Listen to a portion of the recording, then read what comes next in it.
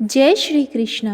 मंगर मास में श्री पंचमी व्रत किया जाता है। मंसर मास को मार्गशीर्ष मास भी कहते हैं। इसे अघन मास भी कहते हैं। इस महीने में लक्ष्मी जी का व्रत बहुत ही फलित होता है। इस व्रत को करने से लक्ष्मी स्थिर रहती है। बोलिए लक्ष्मी माता की जय। मंगर मास में श्री लक्ष्मी व्रत की कथा। एक बार राजा युधिष्ठिर जी श्री कृष्ण जी से पूछते हैं, भगवान, तीनों लोकों में लक्ष्मी दुर्लभ है, लेकिन व्रत, होम, तप, जप, नमस्कार आदि किस कर्म के करने से स्थिर लक्ष्मी प्राप्त होती है? हे भगवान, आप सब कुछ जानने वाले हैं, कृपया कर इसका वर्णन करें। भगवान श्री कृष्ण कहते हैं, हे महाराज, कहा गया है कि प्राचीन काल में भृगु मुनि की ख्याति नामक स्त्री से लक्ष्मी जी का आविर्भाव हुआ है। भृगु जी ने विष्णु जी के साथ लक्ष्मी का विवाह कर दिया था। लक्ष्मी जी भी संसार के पति विष्णु जी को अपने वर रूप में पाकर अपने को कृतार्थ समझने लगी। इसके बाद वह अपने कृपा कटाक्ष से संपूर्ण जगत को आनंदित करने लगी। अब लक्ष्मी जी के प्रभाव से ही प्रजा में क्षेम व सुभिक्ष होने लगा। सभी उपद्रव शांत हो गए। ब्राह्मण हवन करने लगे। देवगण अवश्य भोजन प्राप्त करने लगे। राजा प्रसन्नता पूर्वक चारों वर्णों की रक्षा करने लगे। अब देवताओं को अति आनंद में निमग्न देखकर विरोचन जैसे दैत्यगण लक्ष्मी की प्राप्ति के लिए तपस्या तथा यज्ञ आदि करने लगे। वह सब सदाचारी व धार्मिक हो गए और फिर दैत्यों के पराक्रम से सारा संसार आक्रांत हो गया। कुछ समय बाद देवताओं को लक्ष्मी का मद हो गया।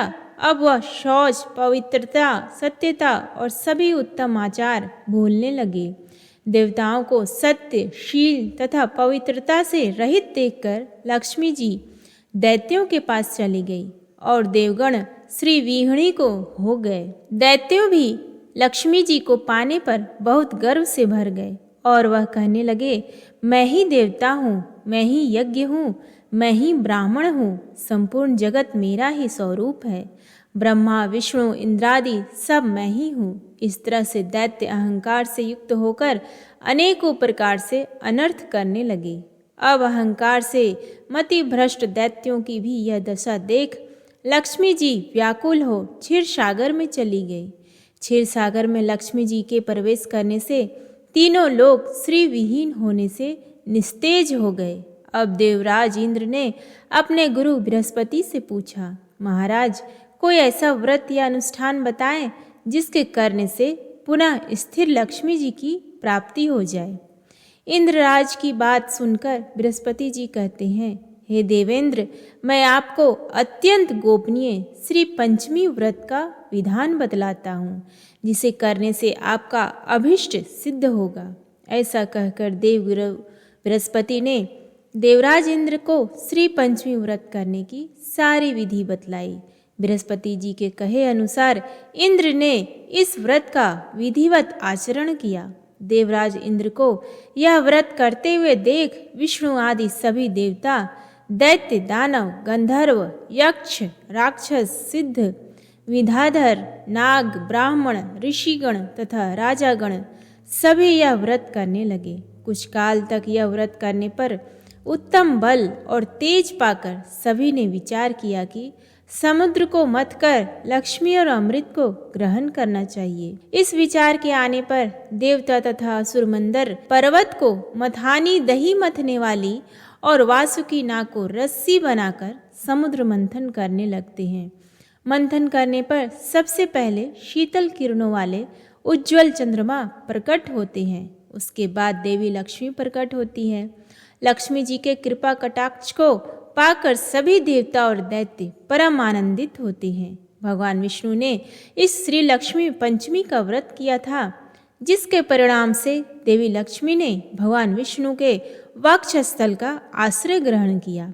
इंद्र ने भी इस व्रत को किया था, जिससे उन्हें त्रिभुवन का राज्य प्राप्त हुआ, लेकिन दैत्यों ने तामस भाव से इस व्रत को किया था, इसलिए ऐश्वर्य पाकर भी वे ऐश्वर्यहीन हो जाते हैं। बृहस्पति जी कहते हैं, हे महाराज, इस प्रकार इस व्रत के प्रभाव से श्री विहीन संपूर्ण जगत फिर से श्री युक्त हो गया।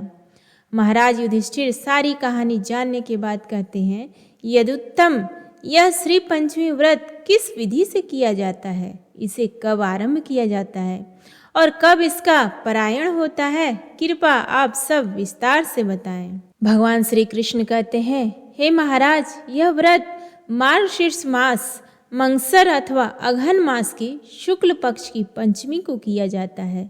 सुबह उठकर शौचादि से निवृत्त हो स्नान करके इस व्रत के नियम को धारण किया जाता है। इस व्रत में नदी पर स्नान किया जाता है और यदि नदी ना हो तो घर पर ही स्वच्छ जल से स्नान करें। 2 वस्त्र धारण कर देवता व पितरों का पूजन तर्पण कर लक्ष्मी जी का पूजन करें। लक्ष्मी जी की ऐसी मूर्ति अथवा चित्र लगाएं जिसमें वह कमल पर विराजमान हो और उनके हाथ में भी कमल हो, आभूषणों से अलंकृत हो, जिन्हें 4 श्वेत हाथी स्वर्ण कलशों के जल से स्नान करा रहे हों। मंत्रों से पैर से लेकर सिर तक पूजा करते हैं। प्रत्येक अंग की पूजा करते हुए अनेक प्रकार के अंकुरित धान्य व फल नैवेद्य के रूप में अर्पित करें। इसके बाद पुष्प व कुमकुम आदि सुवासिनी स्त्रियों का पूजन कर उन्हें मधुर भोजन कराएं। फिर उन्हें प्रणाम कर विदा करें। 1 सेर भरा चावल व घी से भरा बर्तन ब्राह्मण को देकर श्रीशः संप्रियताम कहकर प्रार्थना करें। इस प्रकार से पूजन करने के बाद मौन रहकर स्वयं भोजन करें। प्रति माह यह व्रत करें और श्री लक्ष्मी, कमला, संपत, रमा, नारायणी, पद्या, घृति, स्थिति, पुष्टि, रिद्धि तथा सिद्धि इन 12 नामों से क्रमशः 12 महीनों में भगवती लक्ष्मी की पूजा करके पूजन के अंत में प्रियताम का उच्चारण करें। 12वें महीने की पंचमी को वस्त्र का मंडप बनाकर गंध व पुष्पों से उसे अलंकृत कर उसके मध्य शैया पर उपकरणों सहित भगवती लक्ष्मी की मूर्ति स्थापित करें। 8 मोती, नेत्रपट, सप्त धान्य, खड़ाऊ, जूते, छाता, अनेक प्रकार के पात्र और आसन वहां रखें। उसके बाद लक्ष्मी जी का पूजन करके वेदवेत्ता और सदाचार ब्राह्मण को सवत्सा गौ सहित यह सारा सामान प्रदान करें। यथाशक्ति ब्राह्मणों को भोजन करा उन्हें दक्षिणा दे। अंत में भगवती लक्ष्मी से रिद्धि की कामना से प्रार्थना करें। सर्व काम प्रदे देवी रिद्धि यक्ष नमोस्तुते। इसका अर्थ है कि हे देवी, आप क्षीर सागर के मंथन से प्रकट हुई हैं। भगवान विष्णु का वक्ष स्थल आपका अधिष्ठान है। आप सभी कामनाओं को प्रदान करने वाली हैं, अतः मुझे भी आप रिद्धि प्रदान करें। आपको नमस्कार है। जो भी इस विधि से श्री पंचमी का व्रत करता है वह अपने 21 कुलों के साथ लक्ष्मी लोक में निवास करते हैं। जो सौभाग्यवती स्त्री इस व्रत को करती हैं वह सौभाग्य, रूप, संतान और धन से संपन्न होती हैं तथा पति को प्रिय होती है। लक्ष्मी जी के नाम इस प्रकार हैं: लक्ष्मी, श्री, कमला, विद्या, माता, विष्णुप्रिया, सती, पद्यहस्ता, पद्याक्षी, पद्य सुंदरी, भूतेश्वरी, नित्या, सत्या, सर्वगता, शुभा, विष्णुपत्नी, महादेवी, भू, लीला, सर्वसुखप्रदा, रुक्मणी, सर्ववेदवती, सरस्वती, गौरी, शांति, स्वाहा, स्वधा, रति, नारायण वरारोहा, श्री विष्णु की सुंदर पत्नी तथा विष्णुर नित्यानुपायिनी। जो प्रातः काल उठकर इन संपूर्ण नामों का पाठ करता है उसे अत्यधिक संपत्ति तथा विशुद्ध धन धान्य की प्राप्ति होती है। जिनके श्री अंगों का रंग सुवर्ण के समान सुंदर एवं गौर है, जो सोने चांदी के हारों से सुशोभित रहती है और सबको आह्लादित करने वाली है। भगवान श्री विष्णु से जिनका कभी वियोग नहीं होता, जो स्वर्णमयी कांति धारण करती है, उत्तम लक्षणों से विभूषित होने के कारण जिनका नाम लक्ष्मी है, जो सभी प्रकार की सुगंधों का द्वार है, जिनको प्राप्त करना कठिन है, जो सदा सभी अंगों से पुष्ट रहती है, गाय के सूखे गोबर में जिनका निवास है और जो समस्त प्राणियों की अधीश्वरी है, उन भगवती देवी का मैं यहाँ आह्वान करता हूँ। इंद्र बोले, संपूर्ण लोगों की जननी विकसित कमल के सदृश नेत्रों वाली भगवान विष्णु के वक्ष स्थल में विराजमान कमलोद्भवा श्री लक्ष्मी देवी को मैं नमस्कार करता हूँ। कमल ही जिनका निवास स्थान है, कमल ही जिनके कर कमलों में सुशोभित है तथा कमल दल के समान ही जिनके नेत्र हैं, उन कमलामुखी कमलनाथ प्रिया श्री कमला देवी की मैं वंदना करता हूँ। हे देवी, तुम सिद्धि हो, स्वाहा हो, सुधा हो, त्रिलोकी को पवित्र करने वाली हो तथा तुम ही संध्या, रात्रि, प्रभा, विभूति, मेधा, श्रद्धा और सरस्वती हो।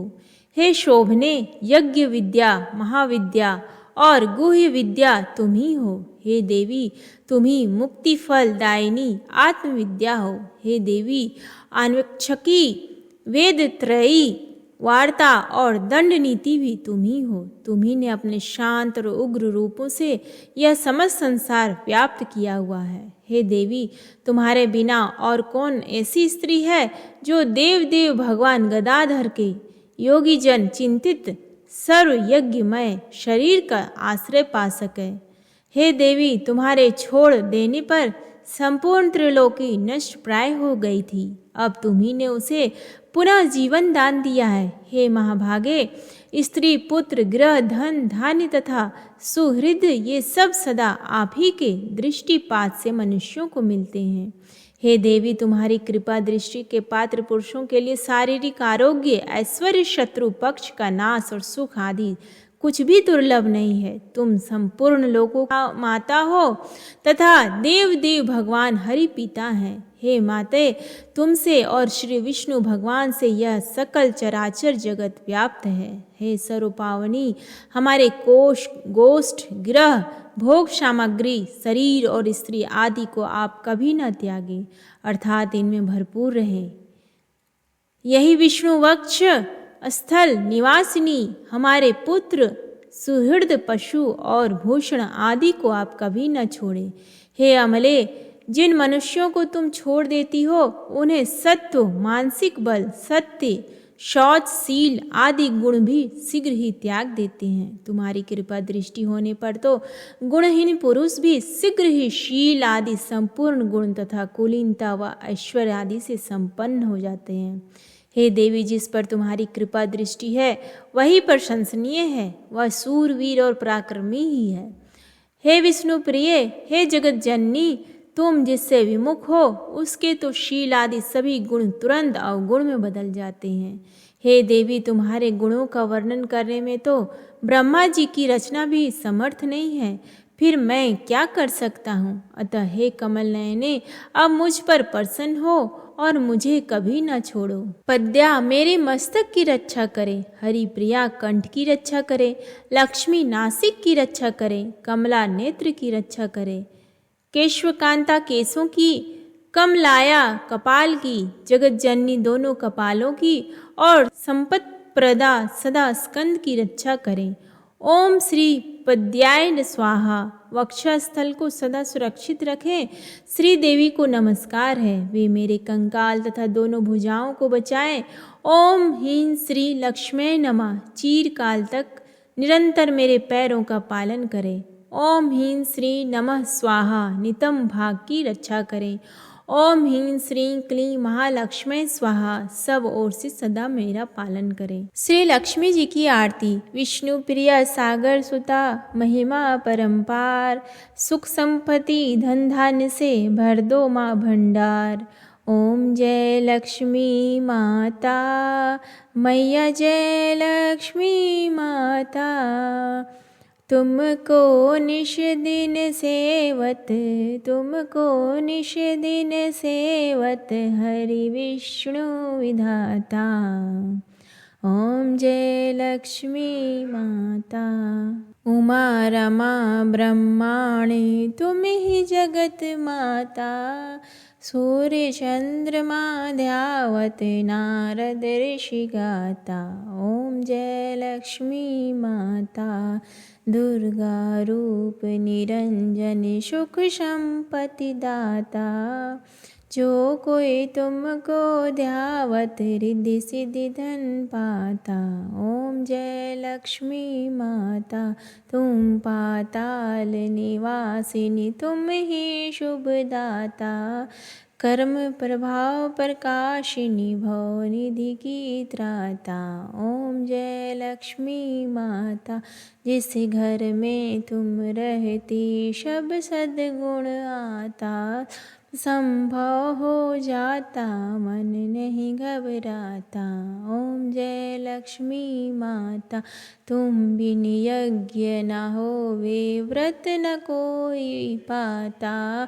खान पान का वैभव सब तुमसे आता। ओम जय लक्ष्मी माता, शुभ गुण मंदिर सुंदर चिरोदधि जाता।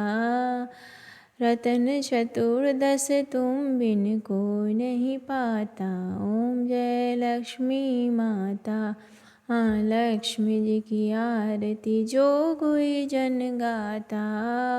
और आनंद समाता, पाप उतर जाता। ओम जय लक्ष्मी माता, मैया जय लक्ष्मी माता। उम्मीद है आपको आज का ये वीडियो तनिक भी पसंद आया तो प्लीज़ वीडियो को लाइक करें, शेयर करें और कमेंट बॉक्स में जय माँ लक्ष्मी लिखना ना भूलें। धन्यवाद।